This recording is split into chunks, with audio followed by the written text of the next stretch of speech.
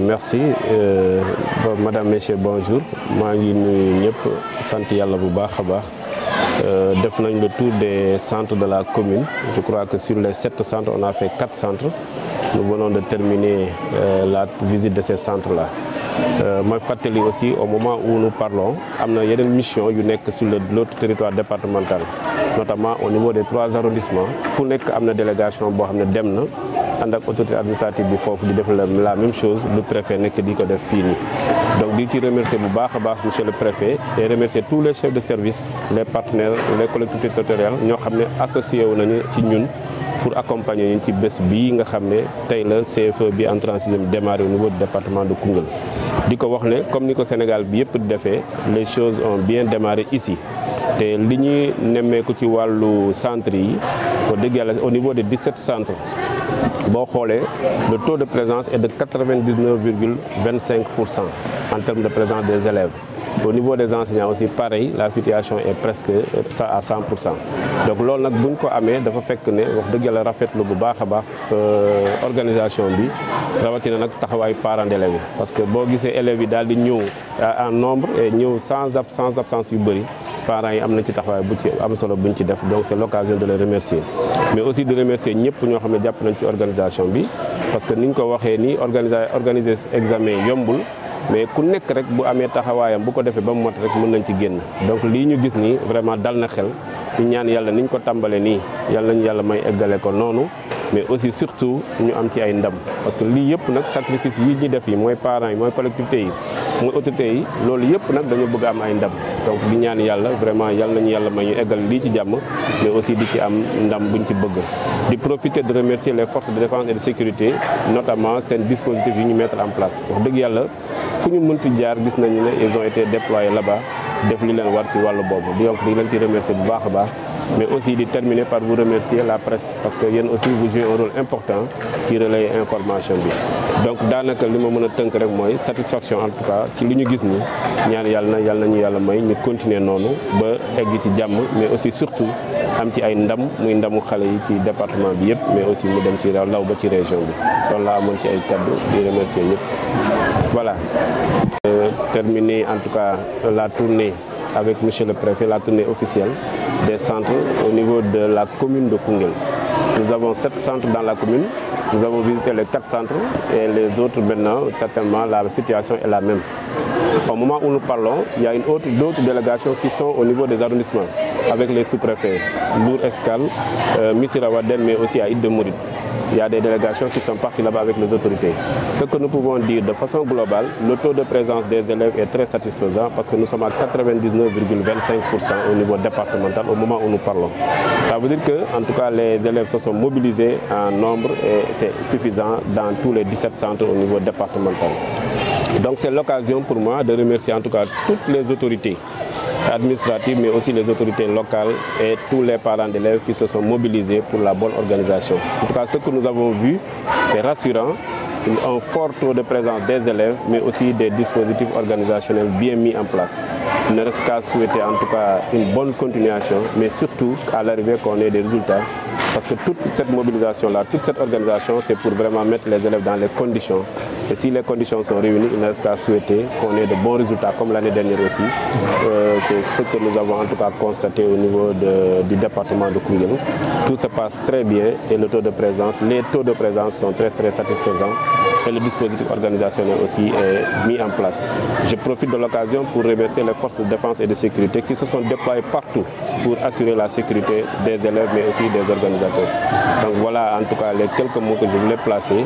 Remercier particulièrement monsieur le préfet qui n'a ménagé aucun effort depuis le début jusqu'à ce jour-là pour la bonne réussite de l'organisation, mais aussi les collectivités territoriales qui ont mis des moyens pour accompagner les commissions d'accueil et d'organisation.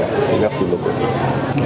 On l'a dit, nous venons de boucler la visite traditionnelle des centres d'examen du CFE. Et pour les 7 centres que compte la commune de Koungheul, nous avons visité 4 centres.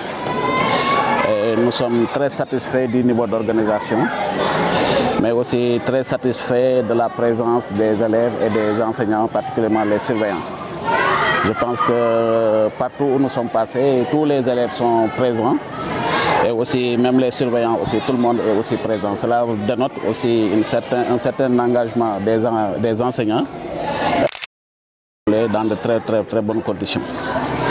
Donc nous félicitons à cet effet l'inspecteur Mamadou Oumar Gueye pour la bonne organisation des examens ici dans le département de Koungheul, mais aussi l'ensemble des partenaires sociaux de l'école, c'est-à-dire les parents d'élèves, mais aussi les CGE. Mais aussi nous remercions aussi les collectivités locales, surtout la mairie de Koungheul qui n'a ménagé aucun effort pour accompagner ce processus, mais aussi pour la prise en charge aussi de l'organisation de cet examen. Nous félicitons aussi et nos remerciements au commissaire urbain qui a pris toutes les dispositions pour sécuriser le déroulement des examens. Donc partout où nous sommes passés, nous avons constaté la présence des forces de défense et de sécurité et nous savons que dans ce contexte actuel que nous vivons actuellement, donc la sécurisation devient quelque chose de très nécessaire. Donc c'est la raison pour laquelle toutes les dispositions ont été prises donc, pour que les examens puissent se dérouler dans de très bonnes conditions et que ça soit sécurisé par les forces de défense et de sécurité. Et je pense que ça a été fait. Donc dans l'ensemble, nous sommes très satisfaits donc, et nous souhaitons que le département puisse encore enregistrer de très bons résultats, surtout par rapport à l'année dernière, meilleurs que les résultats de l'année dernière. Quand on sait que aussi même les résultats de l'année dernière étaient des résultats extraordinaires. Donc, mais à chaque fois, on a envie de poser un pas en avant. Donc nous espérons avoir les meilleurs résultats que l'année dernière. Je pense que nous félicitons dans ce sens-là tout le monde. Donc, et je pense que toutes les dispositions ont été prises pour avoir de très bons résultats. Et nous souhaitons bonne chance à tous les candidats et aussi nos encouragements au personnel enseignant. Donc mention spéciale pour eux. Vraiment, ils ont tout fait pour au moins sauver cette année scolaire. Quand on sait que ce n'était pas évident, mais toutes les dispositions ont été prises et leur engagement très fort pour que au moins cette année scolaire puisse se dérouler dans de très bonnes conditions.